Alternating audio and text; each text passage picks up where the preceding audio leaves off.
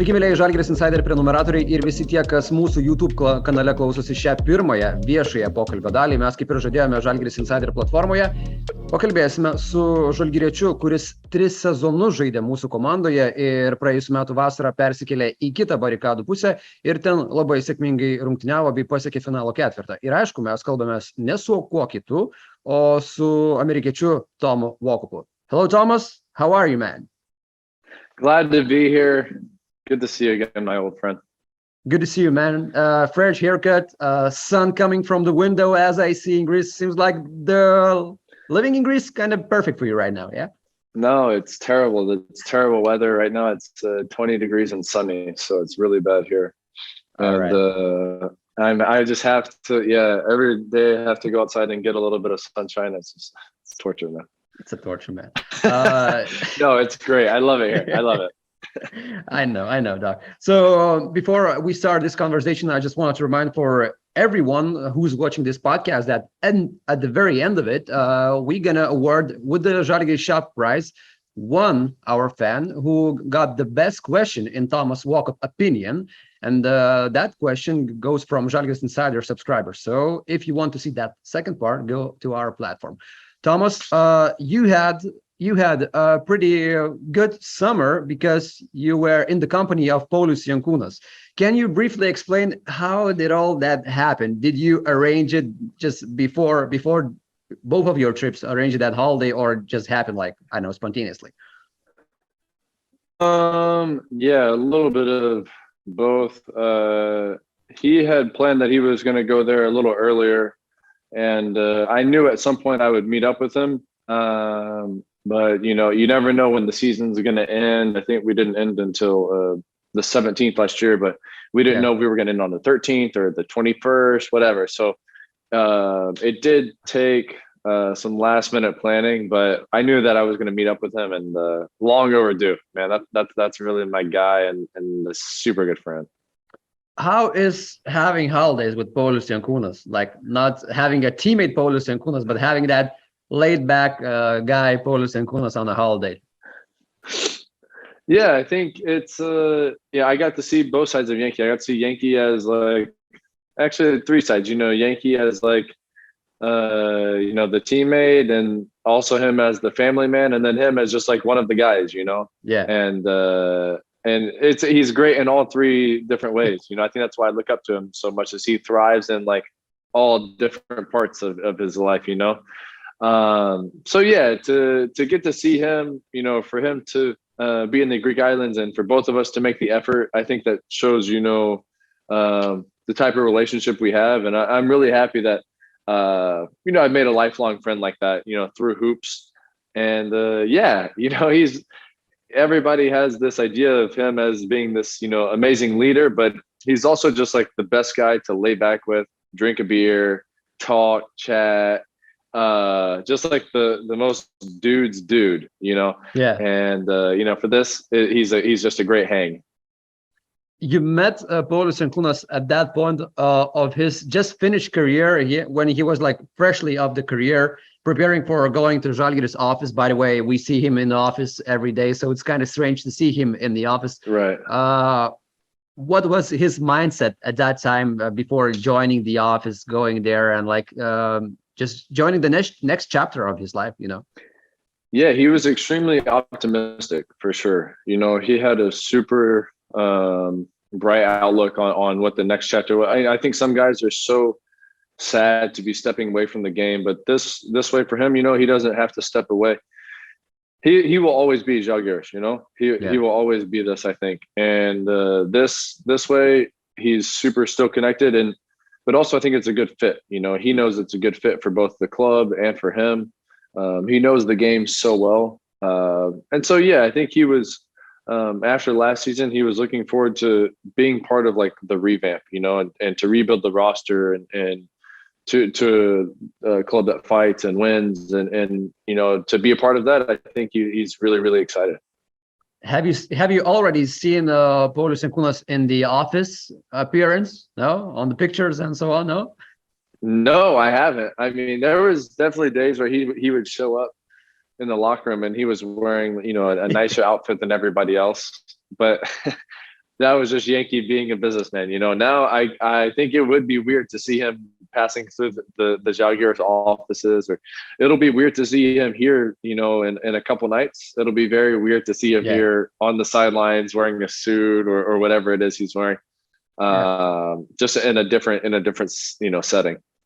Next week we're having P.Jankūno's jersey and going into the Raptors versus Virtus. In that upcoming game, I know that you won't be attending because of the schedule and so on. But can you explain, as a former Žalgiris player, as a guy who played together with Yankees, how he's a big of a person on the court that that he kind of deserves this honor? Yeah, I think, if you look up in the Raptors, there's not so many jerseys up there. I think there's four. Okay. Yeah. And, and as a club that has a very long history, that's not so many, so I think it's a huge honor, and it's almost like it still doesn't do it justice. It's like he deserves even more than this because of his career, what he achieved, the level of excellence, that I think that he created there.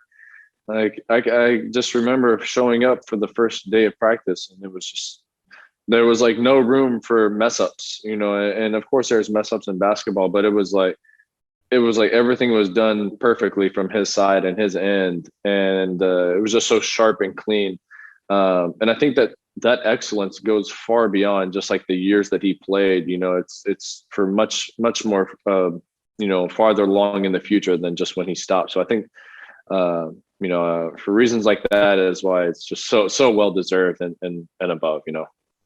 Thomas, I also want to talk about your chapter in Olympiacos. The last time we spoke, we talked about you blending in on a team, just gelling on a team and trying to achieve like almost everything you can achieve with this kind of big team as Olympiacos. And you almost made it to every cup possible last season, only losing like the EuroLeague Final Four. But I wanted to talk to you about the last season in general. At first, how do you feel after the last season? Because like we know, from every player standpoint, the second season on the same team might be easier one, because the system, the players, and you didn't have a lot of changes on the Olympiacos roster. So how do you feel after the last season? If the season would have ended after the Final Four, I think there was just such a bad taste in our mouth. Yeah. That was super, super difficult to go back home after that and then start the playoffs. But then beating Panathinaikos at the end of the season and accomplishing, our goal of winning the Greek championship, that helped a lot, going forward. And now we were able to look back and learn from the Final Four. To gain that experience, it was extremely helpful. And I think that it really provided us with growth as a team and our swagger as a team, and really the standard that we have here now. Yeah. It's not just, we're not just trying to go to the Final Four now, we're trying to win it. And I think that's what would make us, happy and satisfied now. So overall, last season, we did accomplish everything that we want to accomplish, but at the same time, it's like we left a little bit there on the table. And to go to a Final Four is a big deal. It's a really big deal. There's a lot of players that play for EuroLeague 10 years and they never go to a Final Four. So it is something special. And it took a little bit to realize that. But I'm really happy for the experience, and I think that we can grow on it big time going forward. How long you were haunted by that last shot of V.Micičiaus at the end of the semifinal?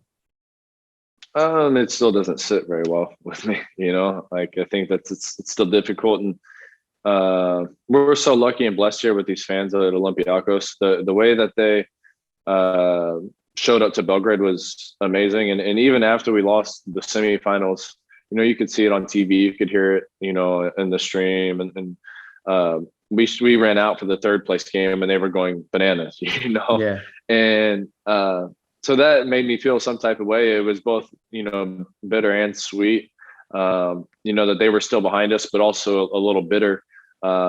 that we gave away that opportunity to play, for the finals and, in front of 12,000 of our own fans, so, yeah, that shot, to answer your question, will be with me for a little bit, for sure. Yeah. Going back a bit, you guys had an amazing series with AS Monaco team, and you guys won it after 5 games. I wanted to broaden that series for one more time because in the last game of the series, in the game 5, you played amazingly. You scored 17 points. It was, if not the best, one of the best games of your season. How do you remember that season, and where did you get that energy, that motor that you used in that last game of the series to help the team win it? Yeah, I don't know to answer your question, but I do. That was a really an amazing series. Like for the neutral basketball fan, that was just a really, really good series. Hard fought, back and forth. Both, I think, Monaco was a team that probably deserved to be in the Final Four. The way that they were playing, the talent they had on that roster, it was a really good team. But yeah, when you're fighting for, I guess that was 9 months into the season, there's no time to slow down at that point. You have to go out there for a game 5 and give everything you have, like dig deeper than you ever have before. And I do think it took some soul searching of how rare of an opportunity this was, playing at home for a chance to go to the Final Four. Like, you have to win this game. If you want to achieve great things in your career, if you want to experience all these amazing things that basketball has for you, have to go out there and, you might not win the game, but you have to get everything that you have for that game. And I feel like that's what I did. That's what my teammates did. That's what our coaches did. And, that's why we went to the Final Four. And that's definitely something I do hold, close to my heart, that experience. That game had every element of fantastic, of the definition fantastic. You had drama till the very last seconds of the game. You had crazy fans. You had Emma Stone in the stands, man. the game Kevin itself Durant, was crazy. It really was probably the most fun. It for sure was the most fun basketball event or game or anything I've played in, I've been a part of, been to, anything. It was really rowdy, and they had stopped the game with about 7 seconds left to reset the clock. Yeah. And, you look up into the stands and you see the flares going off and they're chanting, and it was just a beautiful, sight to see. And, like I said, that was a really special experience and something I will never forget.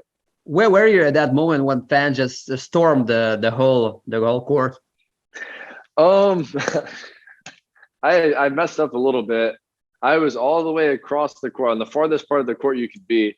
My agent was sitting there on court side, so I hugged him, and then I turned around and there's 1,000 fans on the court, and I have to get all the way back across the court to get it back into the locker room, which created it took a while to get back in there. But those sort of like getting to play in front of these fans and seeing how crazy and passionate they were. It was those sort of events that make you realize it. Did you meet Emma Stone? Unfortunately, no. Unfortunately, no. Yeah, all right. No, all right. I got a lot of questions about that, but no, unfortunately, I did not get to meet her. Talking about this summer, Olympiacos had not many changes on the roster, like comparing to the other teams, as well as Žalgiris. A lot of new faces in Kaunas. You had Isaiah Cannon, you had Alec Peters, and you had Joel Bolomboy. So how these players are fitting on the roster right now? Because like they are well players, they are high quality players. So what's the process? I'll also add Tarek Black, who's had a super good preseason and first couple games. But man, I really like our additions. I think that we've gotten better, and it also helps to keep the same core together. I think that that's super important. When you look at the really good teams across Europe, the Real Madrids, the Barcelonas, the FS, like it's the same group of players for the most part that comes back. You look at all those years. It seems like my first 4 years of EuroLeague, it was like Real Madrid had the exact same team, And that there goes there's a lot that goes into that.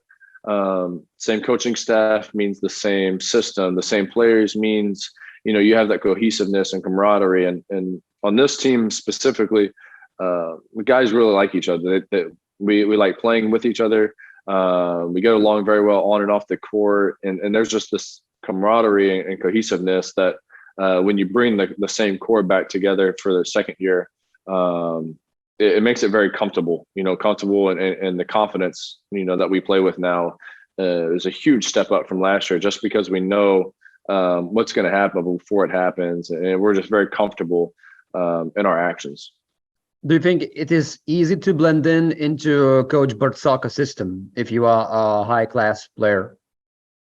Yeah, there's definitely some changes, and I love the way he coaches the game. It's not an overload of information, but it's go out there and play as hard as you can. Here's a couple of rules. Here's our system, but it's not so over the top.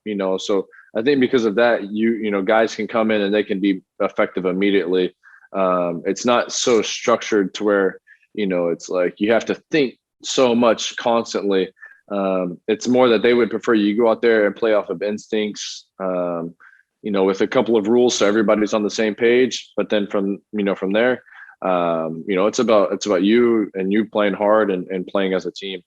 And I think it's easy to plug in, when you have the right type of player. Isaiah Cannon, he last season made his debut in the EuroLeague, and he seems to be a guy who can make a shot from any spot on the court. Like you just named the distance, he will have his own shot. Yeah. Does he look the same in the practices, like making those unreal shots and so on? Yeah, I think it's even more prevalent in practice. And in practice, you see some things that you don't get to see in games usually. Yeah. It's if you don't have a hand up, that ball is going in. And the shot gets off so quick. That's a signing that I was super excited about, because I think that he's just he's like a firework, man. He can just go off quick, and before you know it, he has 4 threes all in the first quarter. But I think his on-ball defense is super underrated. He's super strong.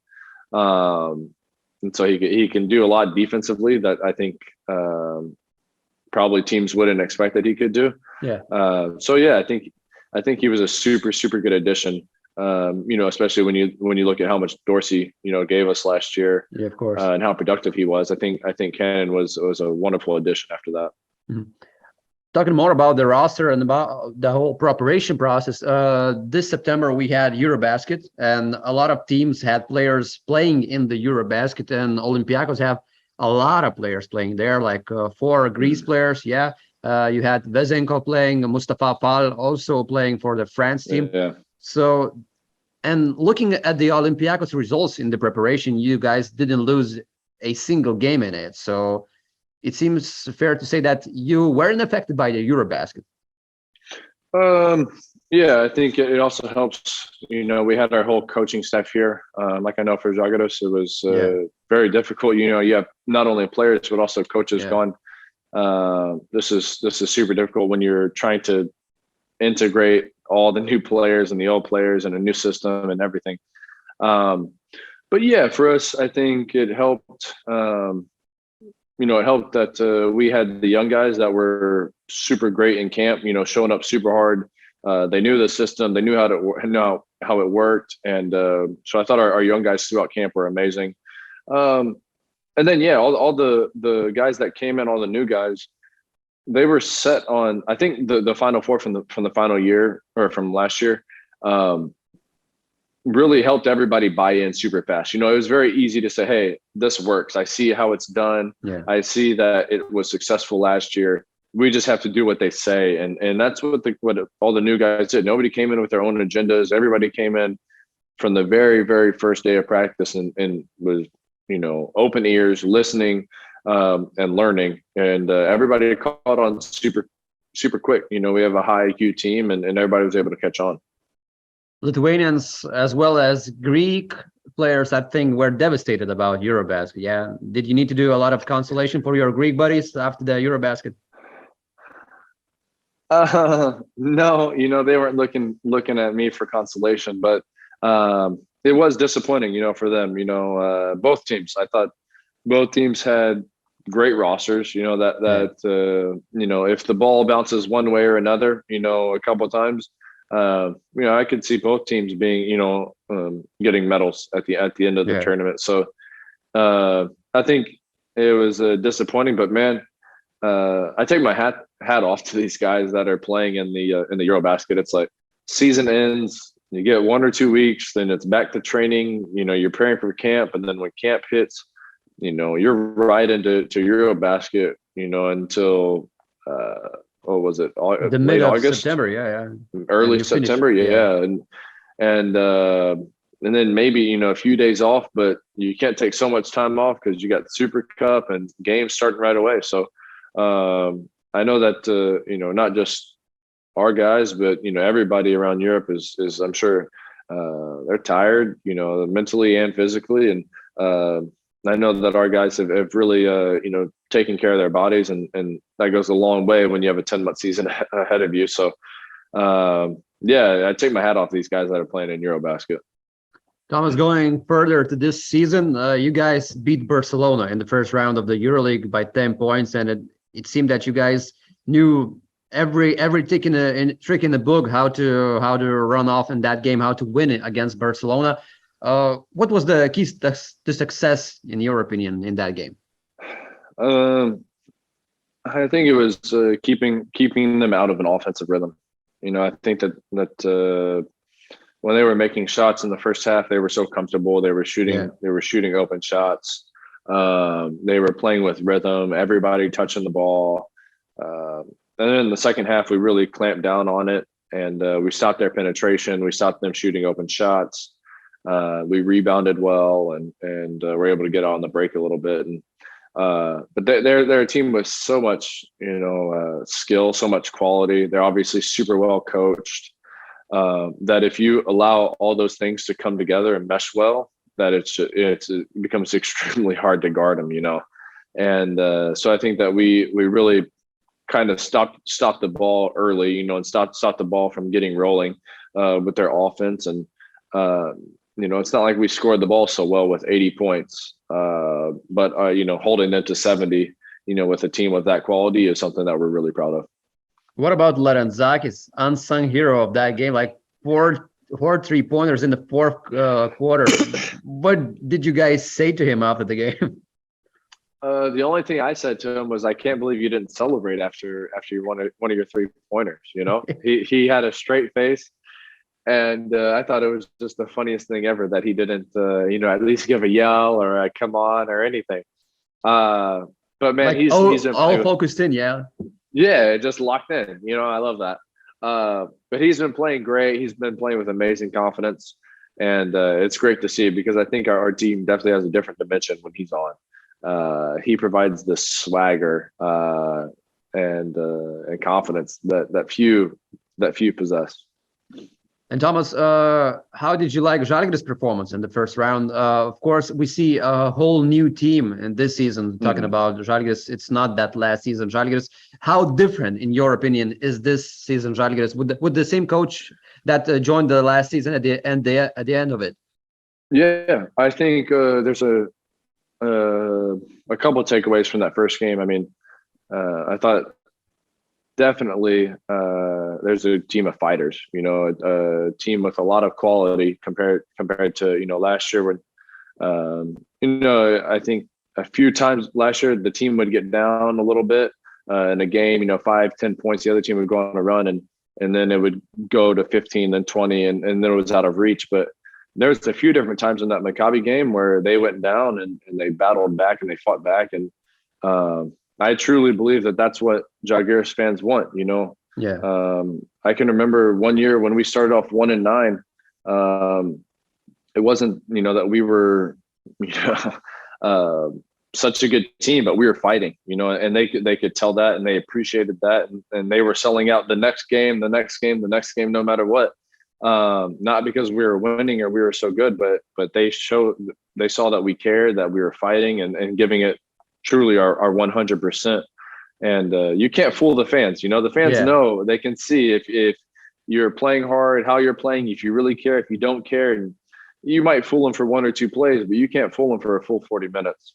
And I think that this team, not only has the quality to be a very good EuroLeague team this year, but they also have, the fight and tenacity to do that. So I think they did a great job of building the team this year, and I'm excited to see how the season goes. Some nice words by T.Walkupas, man. Yeah. It was a pleasure to watch him play in that Maccabi game. Yeah. Maccabi has a great team too. Yeah, of course. Like a lot of firepower there. Yeah. Huge amount of firepower. Yeah. So. Round 2, you guys meeting Žalgiris at home with no fans in the stands. So taking that 6th player away from you guys, what's your take on this upcoming game? I mean, I just touched on, we definitely have to match that intensity of playing hard, playing with physicality. That's something that to win any EuroLeague game you have to have. It's usually whatever team brings that aggression, that tenacity is the team that wins. A lot of the time. So matching that will be extremely important. And yeah, it's a little disappointing to not get to play with the fans behind us. But that game 5 against Monaco was worth it. So we'll take it. We'll take it. But we know we have a difficult game ahead of us, and we'll be ready for it. Thomas, we have some time left just for the fan questions. And like I mentioned to you, you need to pick the best question after I go with all of the questions. And before that, I just want to remind for all of our fans that you can find the beautiful shirts, the beautiful everything with Žalgiris logo in žalgirisshop.lt. Thomas still has something in his closet, I think, from Žalgiris shop. Oh, of course. Of course, yeah. All right, Thomas. So Ąžuolas has the first question, like a question that you might have anticipated. Hi, Thomas. Do you ever want to come back to Žalgiris, and why you can't speak good Lithuanian?